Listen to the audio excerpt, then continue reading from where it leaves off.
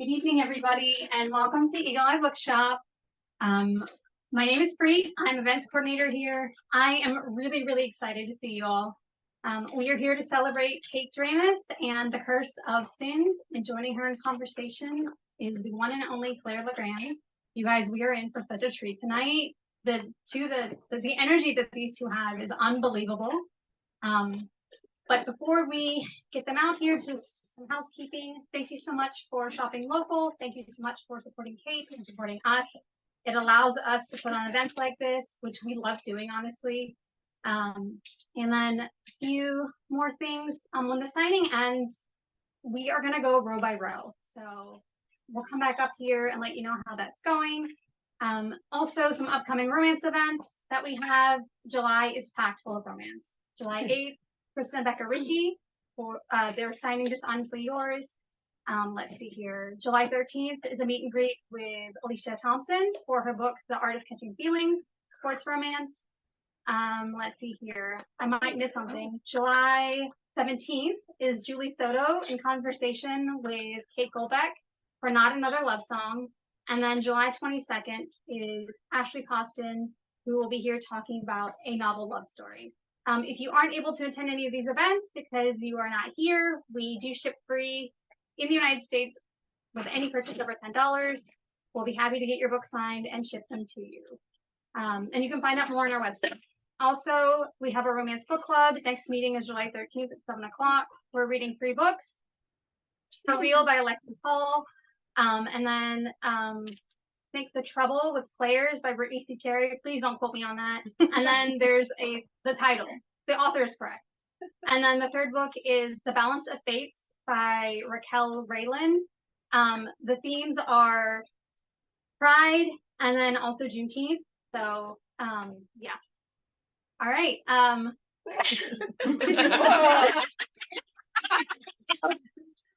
Been tight. How are we doing for time? More fun. For those of you who are also romance lovers who won't be able to make it in July, there's Love Y'all Book Fest happening Valentine's Day weekend. And now authors will start being announced end of August, beginning of September, right before tickets on sale. Not okay. Monday. So we have confirmations. We have had some confirmations, but the roster isn't full yet. Tickets September. Oh, tickets are September. Rude. I'm not coming. So things are in progress. It's going to be really exciting. We have asked for a lot of really big names, and a lot of people have expressed interest. Like, I wish we could have everybody, and I wish everybody could attend all the time. Okay. Tanner. Bob.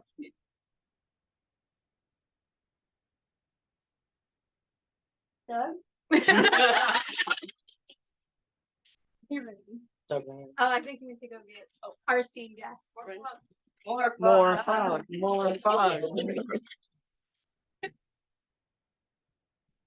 To reheat. Did not rehearse this. We practice with the fog machine.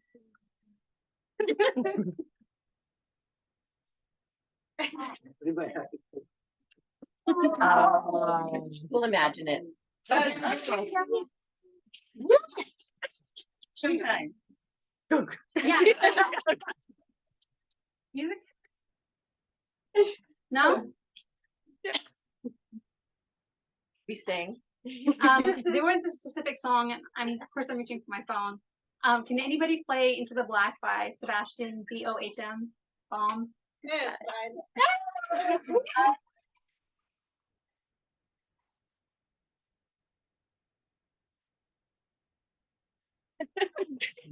That was so cool. I've peaked. All events. The vibes come with a fog machine. Hi, everybody. Hello. Hi. How are we doing? Okay. Doug. Sorry. I had this party in my phone. Great. I mean, this is True to the vibe though. So hey, everybody. I'm Claire Legrand, and I am here today to talk to the brilliant, the wonderful, the talented Kate Dramis. About The Curse of Sin, which is a sequel to The Curse of Saints, and the second book in the Curse of Saints trilogy. And I'm so excited to talk to you about this.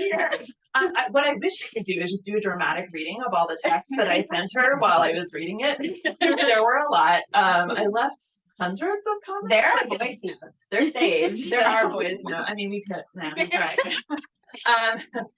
I loved this book. I loved The Curse of Saints. I love Kate, and I'm just so excited to talk with all of you and to talk with Kate about about these wonderful books.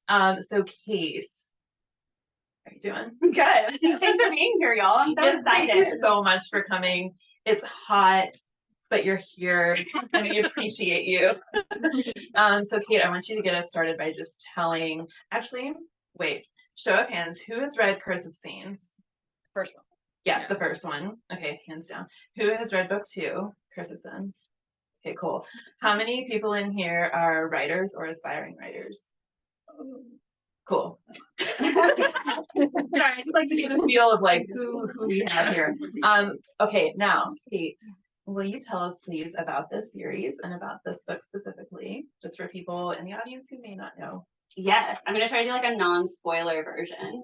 So the Curse of Saints trilogy is about a spy who shows powers that haven't been seen in over 500 years, just as dark magic reappears in her kingdom. And everyone's like, yes, the second saint has come to save us all. And she's like, I don't know about that. Everyone thinks she is prophesied to come and save the realm, but then her magic starts presenting as dark magic. So she has to figure out, has she been sent to save it or actually destroy it? And she's sent away to study her magic with her bitter enemy, the Queen's Enforcer, Will, who is tasked with her protection. And she's like, what if I kill him? Can I just off him? And they eventually have to work together to figure out what the heck is going on in their realm. Yeah, the enemies to lovers trope is a great one, and in these books, like it's like really enemies to lovers. It's true hate to love. It is true hatred at the beginning, which is such a delight to read because the arc is so satisfying. So the first thing, I have many questions. The first question I want to ask is, I think I know this story, but not everyone may. What was the initial inspiration for this story? And then like as you went, what were other sources of inspiration that helped you develop the story? Yeah, so the first kind of like thought I had for the book, I had a dream about a girl calling down lightning to save a friend. It was that, and then I heard a conversation in my head between Aya and Will, and in which they were arguing about her power. And I was just like, I don't know what this is, but I'm really curious and I really want to explore it. And I was actually writing another book at the time, and I had gone out to the mountains with some friends, and I remember like looking at them and going, don't let me work on that stupid fantasy story because I'm doing something else. And they were like, no, you have to work on the fantasy story. Which thank God they did, because it became The Curse of Saints. And yeah, I think, you know, what's really interesting is I was really excited to write Saints, but I always say that like, I walked with Saints so I could run with Sins. Like Sins has been the story that I have been so excited to tell that I've been like working my way to eventually work towards the end of the trilogy. So yeah, I'm so excited for this book to come out because I have known about what happens in this book since before Saints was ever even acquired by a publisher. Wow, I love that. And that leads me to a very important question. Have you given any thought to creating an emotional support group for people after they read this book? Because as my voice notes would attest, if we play them for you, I was distressed. Yeah, probably. I feel like, I mean, I have a really great therapist. I have 2 actually. Yes, I would be willing to do that. So let's talk a little bit about, so I love the way that you subvert the chosen one trope with these books. And Aya's journey of like coming to terms with this prophecy and how does she fit into it and what is her duty, if there is any, and how is she going to use her power and what that means for like who she is. That's so rich and interesting. Thanks. I'm not just saying that because I love her.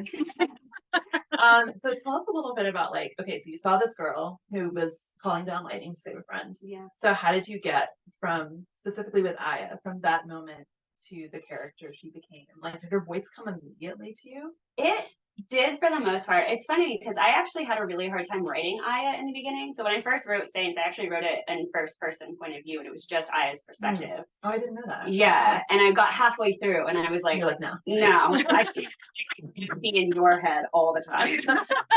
We're very different. She's very stubborn. So I was like, I don't understand why you're acting the way you are. That was a lot. But she was always that way on the page. She always came across that way.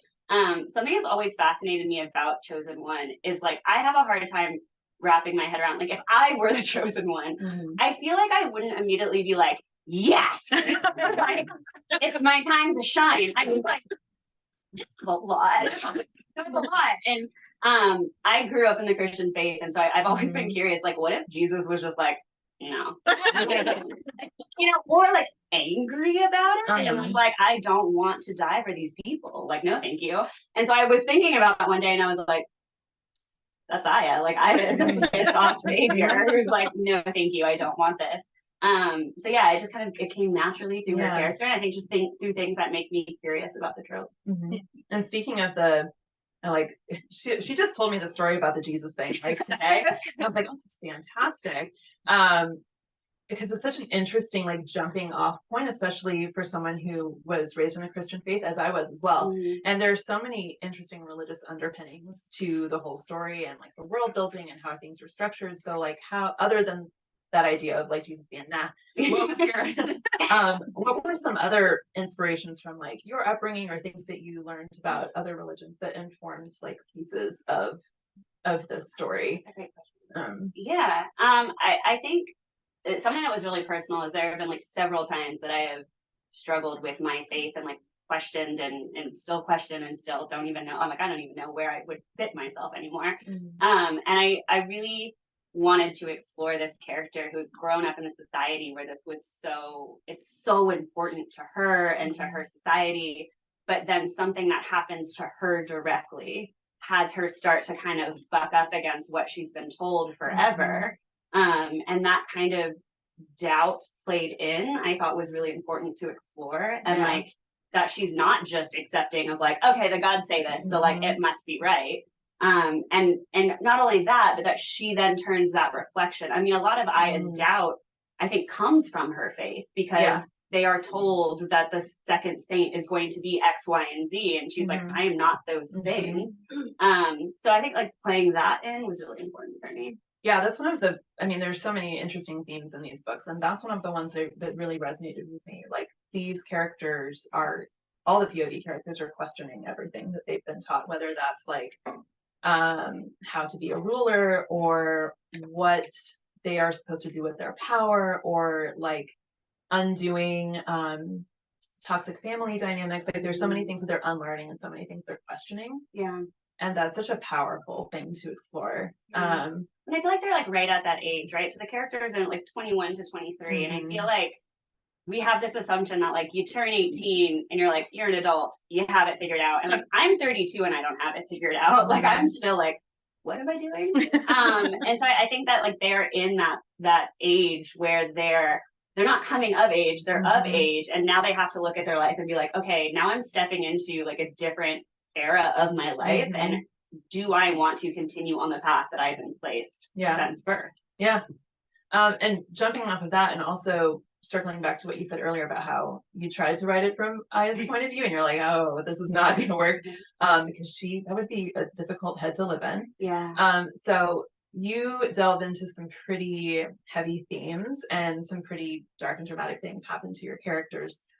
How do you protect yourself and your own mental health when you are working specifically on this book that is, that goes to some dark places and is emotionally complex and sometimes emotionally draining? How do you protect yourself from that series specifically, but just in general when it comes to creating? Like, how do you create and protect your mental health? Oh, I'm still learning. I'm definitely still learning.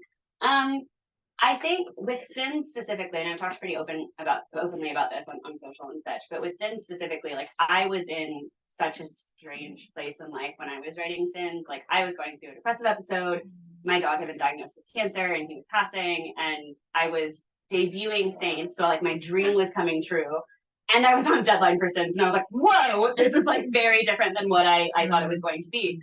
And I think for me, like having space to explore big emotions on the page is very cathartic. Like being able to dip in, but also have a way to step out and be like, okay, that's not me. But like it gives me that space to try and process some things, I think is so important and so helpful. Yeah.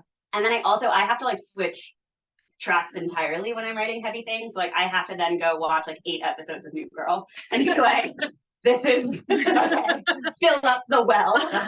You know, or like I read a lot of fanfic. I read a lot of Red White and Royal Blue. Talk about it.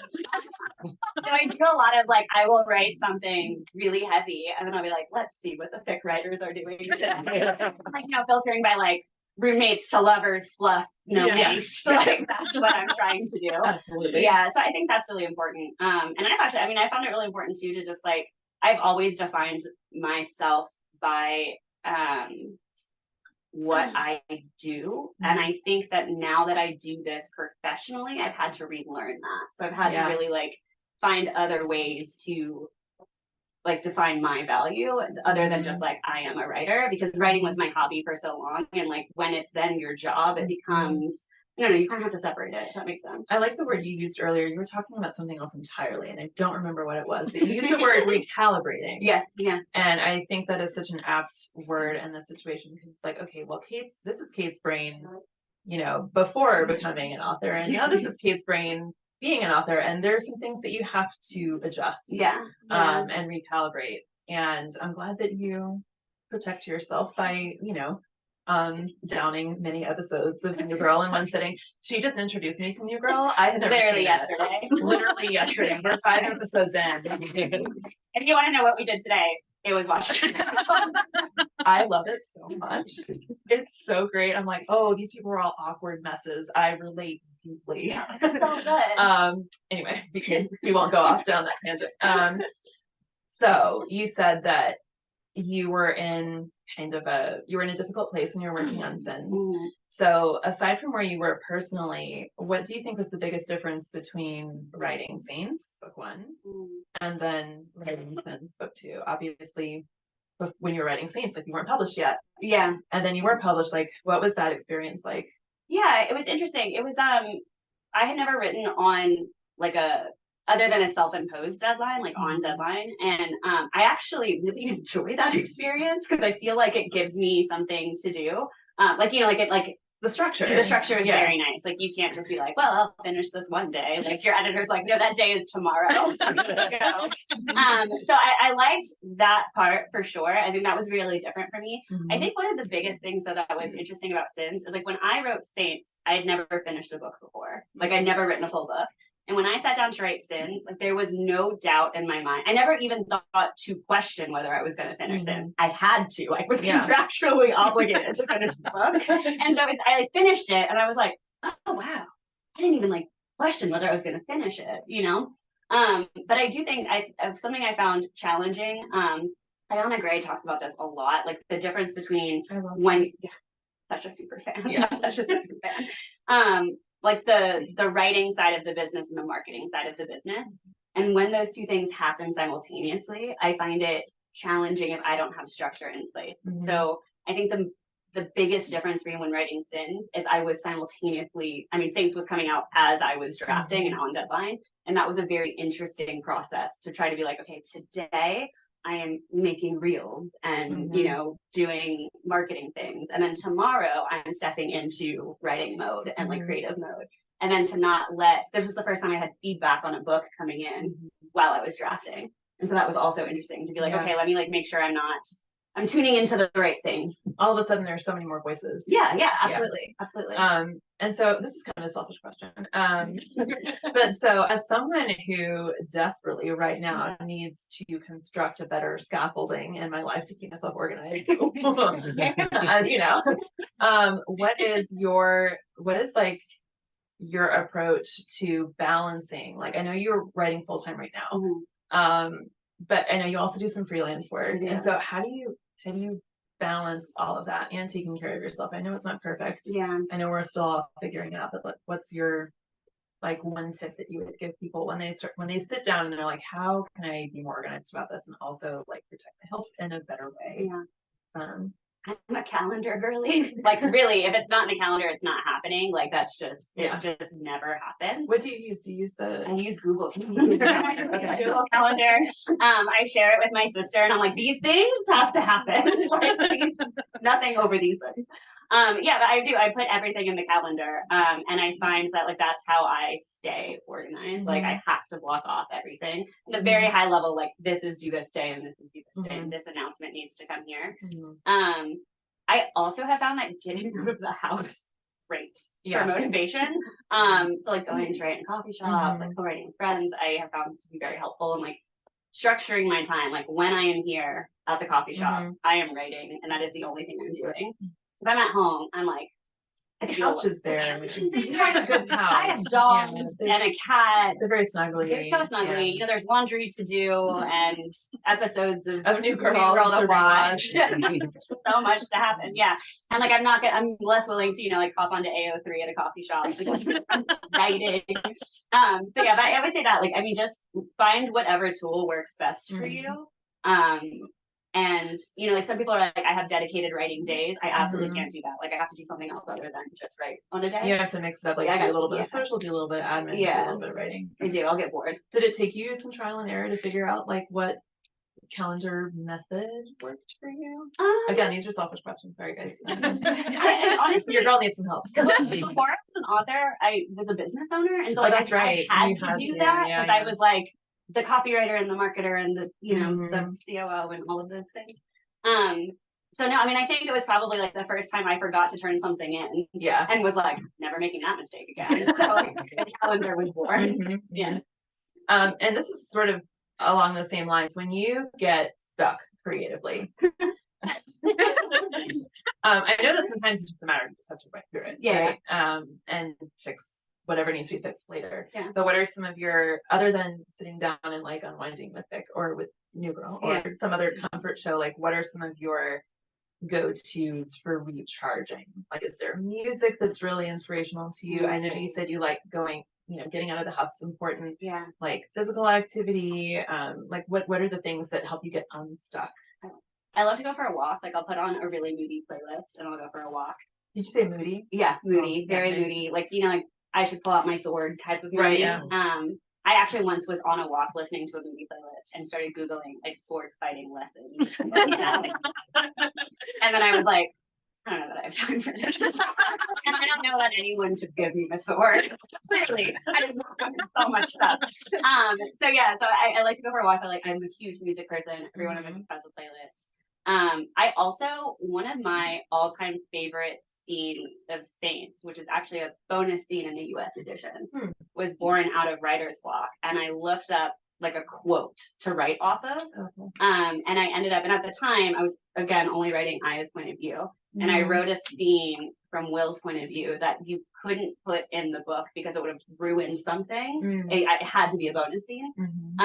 But that one thing unlocked so much for me. So I think like switching into something else, even if it's not going into your work, that's one of my favorite ways to do it. I'll just like pop into someone else's head and like, what are you thinking today? Sometimes I'll switch genres entirely. That's how my romance book was born. I was stuck and I was like, I'm gonna write a different book. And that worked out really well. I read it. It's so good. So speaking of music, this is jumping ahead a little bit, but can you, no book 3 spoilers, obviously. But can you give us a track from your book 3 playlist Yes. Maybe gives us the hint of what's to come. The 2WEI version of What a Wonderful World. In fact, I'm using it on something tomorrow that y'all might want to tune into. No spoilers. Yeah, that It is so haunting. it is very haunting. Yeah. It doesn't make me feel good about what's coming. No, it shouldn't. It should be like, this Damn. isn't good. Yeah, no spoilers, but I think you could, I feel like listening to it enough itself is a spoiler, like, this is bad. Everything is wrong.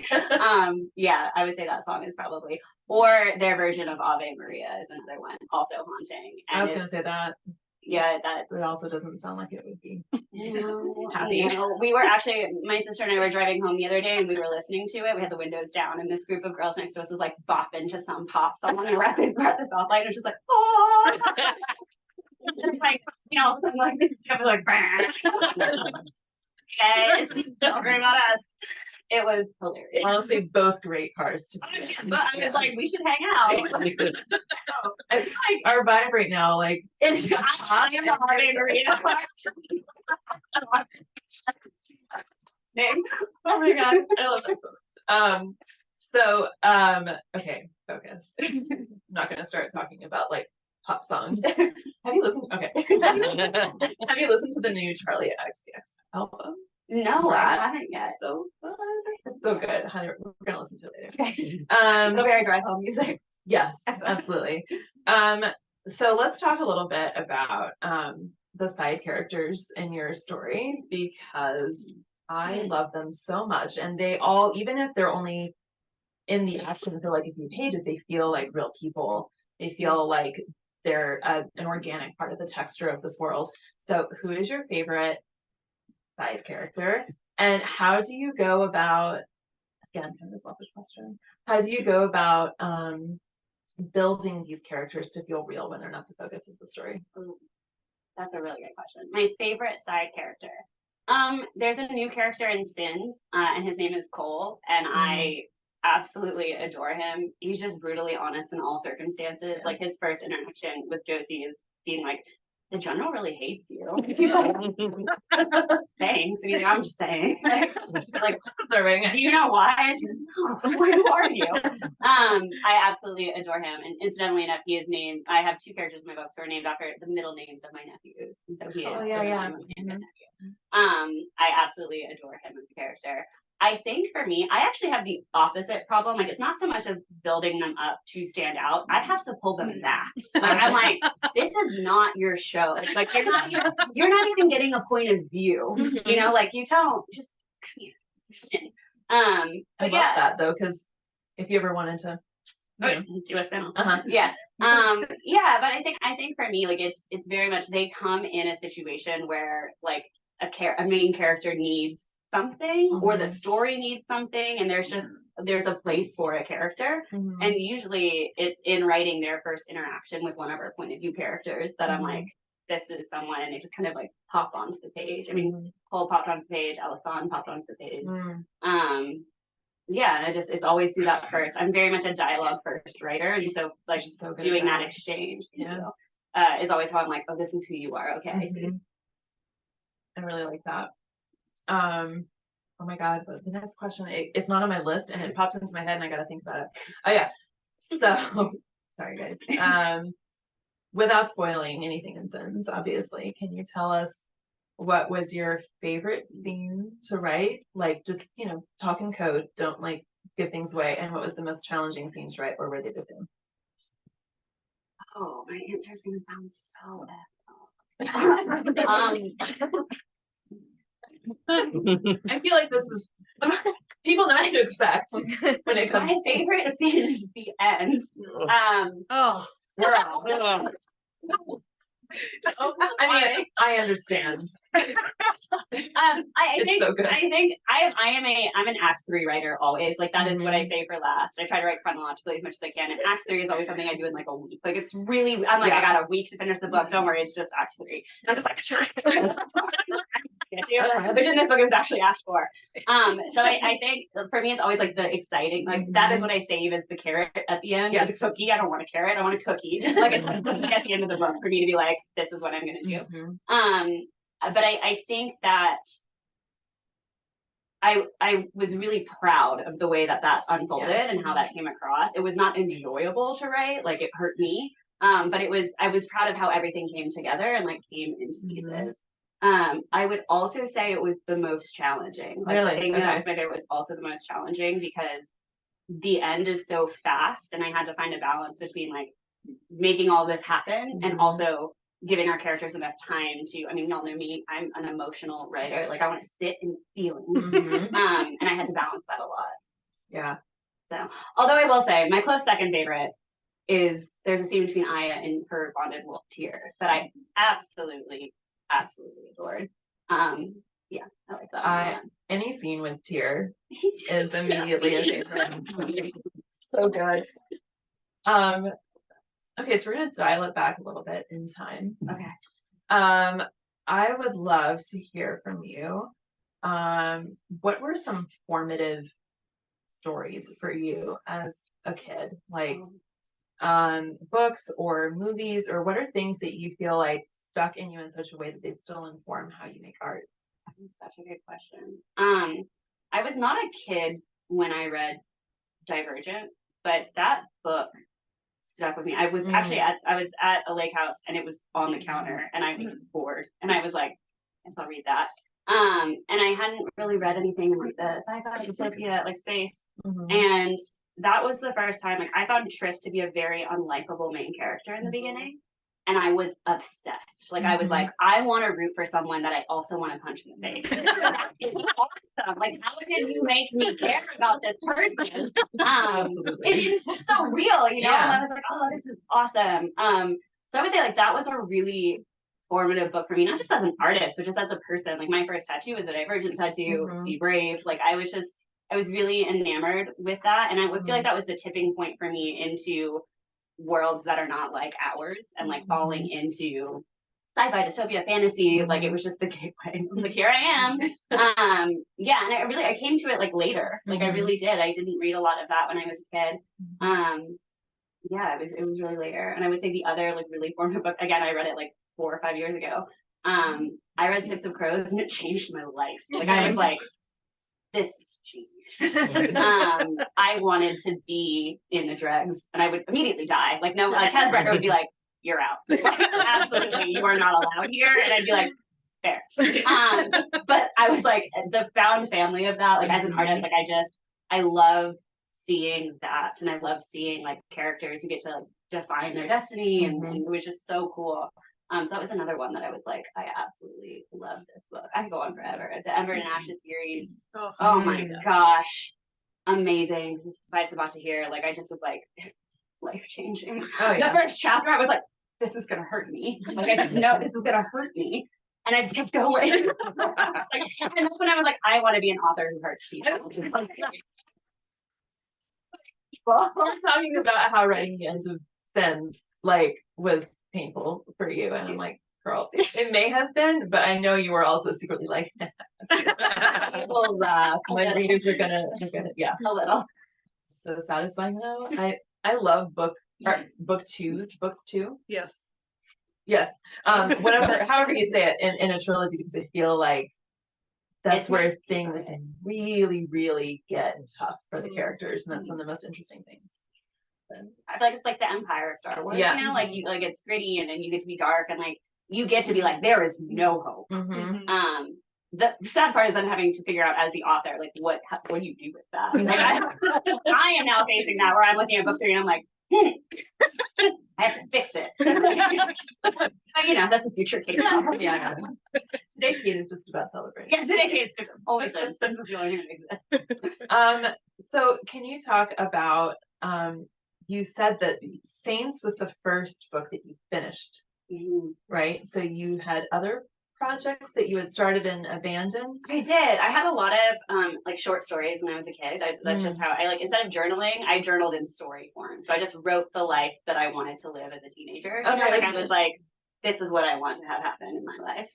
So you weren't writing like fantasy back then. It was like no, it was realistic. like, yeah, it Yeah. was like, like a Sarah Dessen style short Okay, cool. story. Yeah. And then I had a fanfic phase for a while. I never published any of it, but I was really into like band fanfic. That was really great. Bands. Oh, like bands. Like bands. I was thinking marching band because that's my favorite. Right. There's lots of material there. Yeah. That would do. That would do. Yeah, not that, not band actually. And then I was working on a romance book actually. Like that was the first I had a contemporary romance book, and I had half of it written. And that will never see the light of day. Like now that I know what I know as an author, I'm like, that wasn't it. That's you just lie there and look pretty. That's never happening. Yeah. So, and it doesn't even look good. It's not like, so yeah. So I was just like, no, thank you. Yeah. But that was the first time that I was like, I'm gonna do it. I'm gonna write something and get published. And I was about halfway through that when I had the idea for Saints, and I was like, no, thank you. I'm gonna do this instead. Okay. Yeah. And so you didn't finish the I did not finish the contemporary. No. Okay, cool. Would you, I know you said you would never let it see the light of day, but could it see the eyes of Claire? While we take breaks from New Girl, can I see it? I mean, no, it's really, I would put it less like my fanfic. Like I'm not being humble, it's really bad. It's really, really bad. It's like, it's one of those things where I was like, there's actually not a story here. I was writing for the vibes. Like I was just writing for the vibes, and I got halfway through and I was like, these are just vibes. These are just vibes. I mean, honestly, the stakes were so low. Like not even like they're on the floor. Like there was nothing to solve. This was very soothing. Okay. No, it's not. Benevolence here. I know. Once in a while, when I'm feeling really bad about my current writing, I'll go back and I'll be like, I'm fine. But I have to say, I mean, it was the first time that I was like, I have a special place for it, because it was the first time that I was like, like this is something that I could do. Like I was gonna say, putting pieces together of a story. And when I was putting the pieces together, I was like, there is no story here. But yeah, I mean, it was definitely a fun exercise. There was so much angst. Maybe I'll turn into a fan fiction one day. I really want to read this. I feel like doing something in the back. And she read it. Yes. Oh my god. I'm so envious. Sorry. Yeah, so the half-finished room. Title. There was a very short period of time that I started making TikToks to promote it, like the same way that I did the Saints. Like I was promoting Saints as I was writing it. So I did like 2 TikToks for it, and it went viral. And I was like, I did not feel the joy that I felt with Saints. Like this is a mistake. Like we're gonna roll this right back into the drawer. The drawer. Generous. The half-finished romance, though. It's a really good title. You can take it. You want to take it? No, it's okay. I don't know. I wouldn't know how to write a contemporary romance, honestly. And we won't talk about your contemporary romance because that's not what we're here to talk about. But I'm very curious. Actually, I'm just coming up with this question right now. Sorry. So you have this big epic romantic fantasy series, and you've also written a contemporary romance, and then you've written the half-finished romance. But like, what do you think is, I guess, what is the commonality between the two genres, like writing something fantastical and writing something realistic? What have you found is the thing that they have in common? Obviously, they're very different. They are very different. But yeah, I would say, well, I mean, I can't speak for everyone, so I can speak for like what I've created. Yeah. So I sent my agent the first act of Odds of You, which is my contemporary romance, and I sent her the first 3 chapters, and she was like, "This is great. This keep going." And so I did, and I sent her the first act, and she messaged me back, and she was like, "I love it. Also, there's the Dramis angst that I was looking for." And she was like, "That is like a hallmark of your writing," and I was like, I'm going to choose to see that as a compliment. Yeah, but I mean, I think I really love diving into the emotions of characters and like family dynamics and relationship dynamics. And so I think bringing that in was like, that was the consistency for me, like looking at how characters handle things in their lives and like their feelings, those big feelings, like what does that look like? So yeah, so that's my tie through, brought to you by my agent. Well, and that makes total sense because your fantasy, even though all of these incredible, you know, unrealistic for our world things are happening, it still feels very grounded. It still feels like these are people. There's a certain grit to the storytelling. And I mean that in a positive way, like grit, like you can feel the texture of this and you can feel these characters and their emotions feel authentic and fully formed. And I felt the same way when I was reading Lots of You. I think it's interesting because I think we talk a lot about, like in our own lives, right? We always say like the world doesn't stop for us, like when we're having a bad day or when we're feeling big feelings, and that's so true.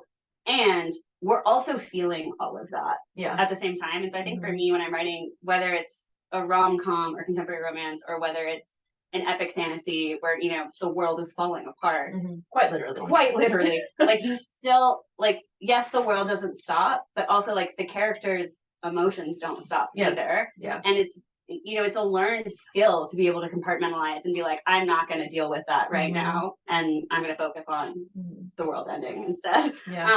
So I think that is important to me, to bring that in and play with that balance, because like, yes, the world doesn't stop, but sometimes like we have to stop because there's so much going on inside. You're so smart. Thank you. Well, good job. And speaking of speaking of the humanity that is inherent in your work, I think that one of the things you do best is depicting friendships between women.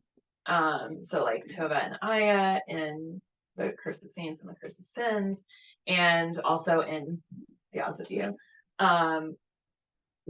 What are some of your favorite fictional friendships that have really stuck with you? That's such a good question. Sorry, I'm putting you on the spot with that one. Yeah. What is some of your real life? Let's start with this. What is some of your real life inspiration for these amazing friendships that you write? Well, Tova is inspired by my best friend, who's actually here, Cassie. She is the only real life person who made it into a book. Cassie makes it into every book. So my challenge to everyone is, anytime you read something from me, be like, "Where's Cassie?" Like, "Where's Waldo?" But where's Cassie? And it's always not one-to-one, but there's like, you know, pieces of her and everything. I think I have been very fortunate to have very strong friendships. And I think it's so crucial to like life. And so I think pulling that in has been just like a natural thing. And there was a time like I was an odd kid in middle school. Like there was a time that I didn't have strong friendships and I felt like I was never gonna fit in. I would say probably up until I like hit my 20s. And I was like, oh, it's okay to be myself, you know? And that was a whole new learning process. And so I think that like I know the feeling of not having it, and I know the feeling of having it, and like being able to pull that in, I think is really important, and like anchor our characters in that. I'm still trying to figure out my favorite fictional, but I'm like, there are so many. I know. Well, reverse card. Oh goodness. Hold on, let me think about this. Okay, so Kate is introducing me to New Girl. I was just gonna bring up a New Girl. But I am going to introduce her to Star Trek, which is quite the undertaking. I'm considering like making like tonight after we get home some sort of like really quick PowerPoint. But there is a like a what do you call it? A triptych, a three-part friendship in classic Trek, which is something that I always think about when I'm building characters. So you have Kirk, Spock, and McCoy, which I will tell you about them. Don't worry. You're gonna meet them tomorrow. And they balance each other really well, and they sort of epitomize the I always think of like trios of characters as body, mind, and spirit. And so like McCoy is the body, and Spock is the mind, and Kirk is the spirit that kind of binds them all together. And I love characters like that who are incomplete without the others, and they make each other better, and they kind of force each other to grow in ways that they wouldn't otherwise. Yeah. That's one of the big ones for me that I always come back to when I'm making characters. What about? I really want you. I know. I feel like now that you said New Girl, I'm like, I love a CC and Winston mess around. Like that's you haven't gotten there yet. Don't worry about it. No, I'm like my brain just went like, oh.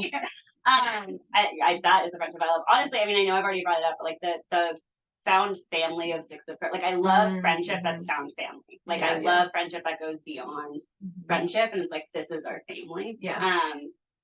There's also a really good friend group. I remember reading this book as a kid, like over and over again. The Truth About Forever, by Sarah Dessen. There's like a really great like found family friend group in that I absolutely loved. I mean, it was like summer friends. Like I was in a summer friends like reading spree. I did not make summer friends. Like I didn't have that experience where I was like, you are my friend for the summer. That didn't ever happen. I'm an instant friender. Like I'm like you for life. But I like got, I went through a phase as a kid where I was like reading a lot of summer fic, and I was like, this is cool. Like summer friends. I love that. I feel like that's a lacking answer, but I'm on the spot now. Like when your brain just shorts out and you're like, have I read a book? Those are answers. Those are tropes. You love found family, and you love like friends in maybe specific situations, like where people are put together for a specific period of time or for a specific reason, and how do they work through that, and what happens, what kind of friendship, what kind of relationship grows out of that. And that's a good answer. I really liked the Tris and Christina friendship as well. Like in Divergent, like in the beginning, when like I really loved how Christina brought Tris out of her shell and like kind of like always accepted her as Tris and not Beatrice. Like that was really, I thought to me was really cool. Like she just took her as she was when she joined Dauntless. And I was like, that's awesome. Yeah. Oh, that's a good one. Strong female friendship. Yeah, it is. Okay, so we have, I think, about 20 minutes until we start the signing portion. So here's what we're going to do. I have one more question for Kate, and then we're going to do a couple of questions from the audience, and various questions, and then we're going to do a little game to wrap everything up. Let's do it. Okay, so my last question for you is, what is next for you? Obviously, we have book 3 coming. Yeah, we have book 3 coming. Y'all know I cannot keep a secret to save my life. And so like this question pains me because there are like 3 things that I am at, like my agent will appear from the air and be like, you're smited. Like if I say anything. But all I can say is I have 3 things I'm really excited about that I absolutely can't tell you about. Like actually, like this is a goal of mine. I remember being in my first, like as an attendee, like watching an author speak, and they were like, I can't tell you what's coming next. And I was like, that is so cool. Like, saying it, it's not that cool. Like I'm like, this is cool, but I really wish I could tell you. Like it is a pain. And I'm trying not to be like the Tom Holland of the book world and spoil Oh my god. I can't answer that, but I can tell you with certainty book 3 is next. Yeah. So that is coming. And you mentioned earlier, but I just want to reiterate, there is a cool thing happening tomorrow. There is a cool thing happening tomorrow. So just stay tuned to her. Keep your eyes on the social media. Yeah. There's a cool thing. That's not even one of the secrets. No, it's not. It's just cool. It's just cool. Fine. So now I want to take a couple of questions from the audience, maybe like 2 or 3, and then we'll play our game. Yes, at the back. Can you hear me? Yes. Can you hear me if I do this? Yes. My question is about world building.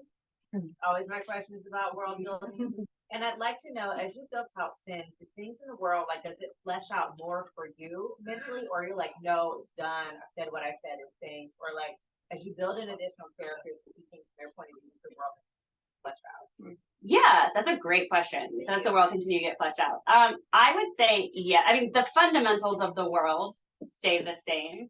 But I think what was exciting about Sin is I had an opportunity to go deeper into things that I didn't get to go into in Sane. Whether because we had to like cut for pace or it just like didn't have a place in the story. So it's more like not so much that things became clear to me, but that I got to make things clear to readers was really, really cool and like richer to readers as they went in.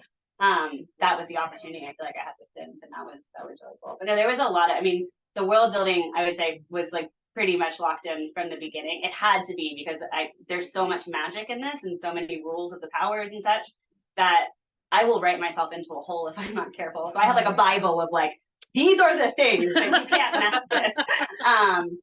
Because for a while I was just like going back and being like, what did I say about that thing? Like, what was that rule? So yeah, so more deeper. Yeah. Great question. I'm more interested in like the editing. Okay. I'm more interested in the editing side of writing. So like, what were things that your editor did or like did that were helpful was English? You got it. Yeah, that was fun. What were things that your editor did that were helpful or like didn't do that might have been helpful for you to like ease your writing?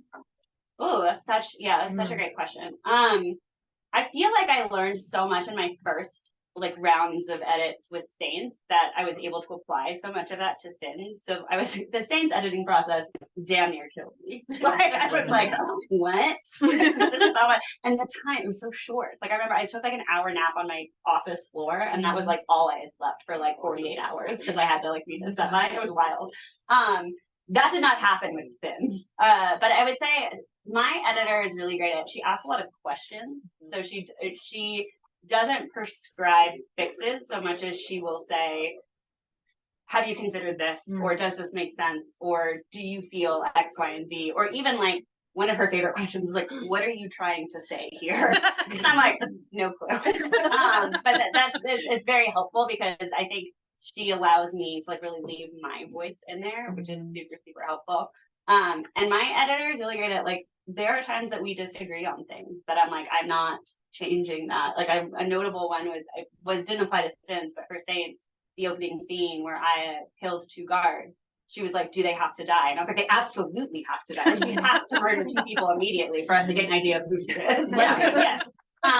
Yeah, and you know, and that was like my first time ever pushing back on an editor. So I was like, but like, if that's okay. LOL. Yeah. I mean, more okay with y'all. Yeah, that's how I know. So I think that's very helpful, like having that permission to like go back and forth and like, and me also knowing that means like there are hills I get to die on, and that means there are hills I have to be like, that's yours. You get to take that. Yeah, I think my editor's just been really, really open, and that's been amazing. Kind of an additional part of the editing process that I really love. I get to work with sensitivity readers. It's really important to me. Both just from, you know, making sure that the perspectives that are given in the book are accurate. And also just in fantasy, like there's so much that there are so many different tropes and stuff that are used in fantasy. And I think anytime getting to work with sensitivity readers in the editorial process is awesome because like it just brings so much to the book. So having that and like having an editor that supports me in doing that and being like, yes, that's the thing that we are going to do in our process, I think it's awesome. That's a great question. Thank you.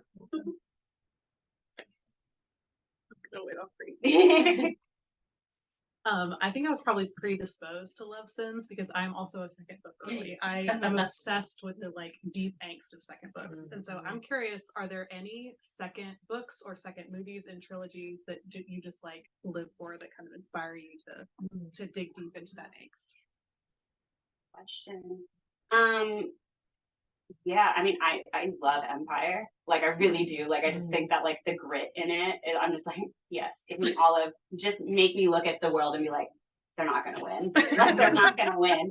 Yeah, I would say that one stands out to me. I'm also a second book. I'm a gritty book person. Like, I want the stakes to be so high and, like, the odds to be stacked against us. So I think that, yeah, that was definitely one that stood out to me for sure. I have a question. If anybody in your core group that you wrote about, who would you want to hang out with or be friends with in real life? Well, I feel like I have to say Tova because Cassie's here. Tova, obviously. I would love to hang out. I would love, you know, like legitimately, I would love to hang out with Tova. She's super fun. There's a really one of my favorite seasons is Tova being like hung over at the breakfast table, and everyone's like, "You do this to yourself all the time," and she's like, "I had to drink those anime under the table," and she's just like, "You didn't." Like, I don't understand. Yeah, I would say probably Tova. Like, she's a lot of fun. I would also love to hang with Josie. Like, I feel like I would have so much fun with Josie. She's one of my faves. So yeah, I would love to hang out with Josie. She's really funny to me. I love that question. This is for Claire. Can you talk about your book too that's coming out soon? Oh yeah. So my book 2 of my adult romantic fantasy series, the Middlemas trilogy. Book 2 is A Song of Ash and Moonlight, and it's So good. Sorry. Kate Dramis. It's coming out September 17th. For those who, so I don't know if anyone has read book 1, but book 1. Oh, thanks. Oh, thanks. Book 1 is A Crown of Ivy and Glass, and the vibes of the series are like Bridgerton with magic and monsters as told by like the Bronte. Okay. So there's like some gothic sensibilities, there's a little bit of horror. There's all 3 sisters who are the main characters of the Bookstore, like trying to work through mental health challenges and work through unresolved childhood trauma, and they're also falling in love. And book 1 is about the youngest sister, book 2 is about the eldest sister. So all the eldest daughters out there, I am one of them. You will see yourself quite a lot in Farron, I think. And then book 3 is the middle sister's story. Yeah, book 2 comes out September, book 3 comes out next year. Yay. It's so good. There are voice notes to prove it. There are. I think you were crying in a couple of them. Yeah. Yeah, which made me so happy. So, like, yes, All made you see your tears. Yeah, right here at the front. I'm actually curious about the contemporary romance and the genesis of that. I mean, if you left the one in the drawer, Yes. where did the one that you finished come from? And was it a break? Or was it was 100% a break. Yes, Yeah. that's such a good question. So I was actually very much of the mindset that I was like, I will write romantasy forever until I die. And then I woke up one day and I was like, I'm not gonna do that. Which is very me. Like I'm like, this is the only meal I'll be eating forever. Mhm. Enchiladas. And I'm like, I'm over it. But yeah, I was on my way to Comic-Con. So Saints had just come out and I was on my way to Comic-Con, and I was very tired because I was on tour, and so I had like woken up at 3:30 to leave my hotel to drive like an hour to the airport to get my flight to Comic-Con. And I was on the plane drinking shit coffee, and I was like, wouldn't it be so funny if an author was on her way to Comic-Con and she ran into a celebrity on an airplane, but she didn't know he was a celebrity, and then they got off the airplane and they were photographed by paparazzi, and like that went viral, and like what would that mean for her Comic-Con experience? And I sat down and I wrote the scene, and by the time I got to San Diego, my sister got in like 3 hours later, and I was like, I have a new book. It was, it was so nice because it was so much lighter than what I had been writing, and so it was like a really nice, just kind of like brain massage for me to dive into something different, and it really just flew out of me. And like 3 months later, I was like, no, I actually have a book. Yeah, like this is actually real. So yeah, that's how it came about. I was born on the plane, and I couldn't sleep because I was wired on Delta Airlines coffee, and I was like, this is like drinking straight gasoline. And I had to write about it. So, yeah. And as someone who's read, I just have to say, so it's so good. Yes. And I am not someone who cries when I read books. I cry with movies and TV shows and commercials, but not books. This book made me cry because it felt like it was coming from such an emotionally true place. It really, and I sent you a voice text, and I was just like, I was overcome because I don't experience that when reading. So it's a really special story. And I'm very proud of you. Thank you. I had a fun time writing it. Yes, that's so good. Okay, so we're gonna stop the question portion and we're gonna play a little game, and then we're going to, I think, begin the signing.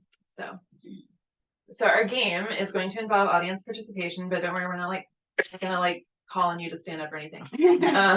Worst nightmare. So we're gonna play Smash or Pass Book Tropes Edition.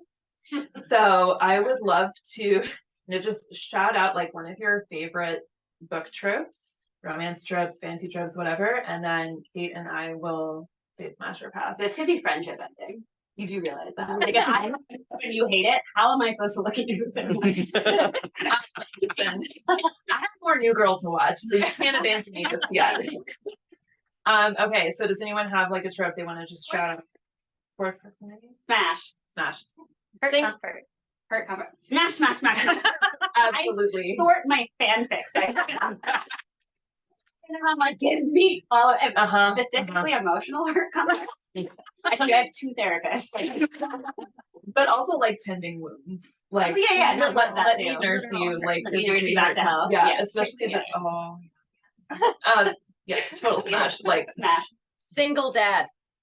oh, I don't have experience with this trope. you know what? Smash because the holiday Yeah. Oh, with can I date it first? Hockey and then decide. Yeah. Hockey. But if you had to choose, Well, now I'm having phone loss. Getting really literal. Trying to go to an adult event. it's you're good. Any others? There's only one horse. Wait, I heard only one horse. Yeah. To go to the hotel, there's one bed. Oh, okay. Horse smash. Mm-hmm. Same. Mm-hmm. Bed smash. Yeah, absolutely. Like, oh no, it's cold, and we're like, yeah, I'm thinking like fantasy, right? So we're like on the road, and it's cold, and there's this cave, and like we have to huddle together for warmth. Oh. I cannot tell you how mad I was when I was writing Saints, and I was like, they're in a castle. There's so many effing beds in here.